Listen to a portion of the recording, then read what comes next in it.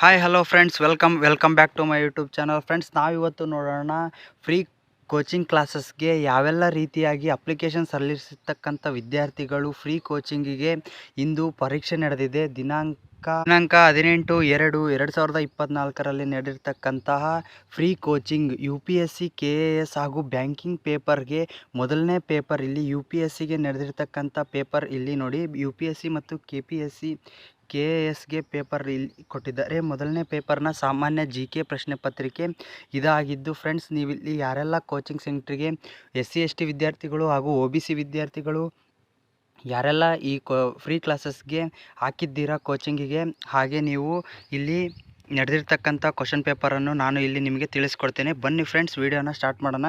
ವಿಡಿಯೋನ ಸ್ಟಾರ್ಟ್ ಮಾಡೋದಕ್ಕಿಂತ ಮುಂಚೆ ನೀವೆಲ್ಲರೂ ನಮ್ಮ ಚಾನಲನ್ನು ಮೊದಲನೇದಾಗಿ ನೋಡ್ತಾ ಇದ್ದರೆ ಪ್ಲೀಸ್ ಸಬ್ಸ್ಕ್ರೈಬ್ ಮಾಡ್ಕೊಳ್ಳಿ, ಹಾಗೆ ಪಕ್ಕದಲ್ಲಿ ಕಾಣ್ತಕ್ಕಂತಹ ಬೆಲ್ ಐಕನನ್ನು ಆಲ್ ಇಟ್ಕೊಳ್ಳಿ. ಬನ್ನಿ ವಿಡಿಯೋನ ಸ್ಟಾರ್ಟ್ ಮಾಡೋಣ. ಯಾರೆಲ್ಲ ಫ್ರೆಂಡ್ಸ್ ಇಲ್ಲಿ ನೀವು ಹಾಕಿರ್ತೀರಾ ಫ್ರೀ ಕೋಚಿಂಗಿಗೆ, OBC ವಿದ್ಯಾರ್ಥಿಗಳಾಗಲಿ SC ST ವಿದ್ಯಾರ್ಥಿಗಳಾಗಲಿ, ಇಲ್ಲಿ ನಿಮಗೆ ನಡೆದಿರ್ತಕ್ಕಂಥ ಇಂದು ಪರೀಕ್ಷೆಯ ಕ್ವಶನ್ ಪೇಪರ್ ಇದು C1 ಆಗಿದೆ. ಕ್ವಶನ್ ಪೇಪರ್ ಮಾದರಿ C ಮಾದರಿಯ ಪ್ರಶ್ನೆ ಪತ್ರಿಕೆ ಇದಾಗಿದ್ದು, ಇಲ್ಲಿ ನಿಮಗೆ ನೆಕ್ಸ್ಟ್ ಕ್ವಶನ್ ಪೇಪರ್ದು ಅನಾಲಿಸಿಸ್ ಮಾಡೋಣ ಫ್ರೆಂಡ್ಸ್. ಬನ್ನಿ ನೋಡೋಣ.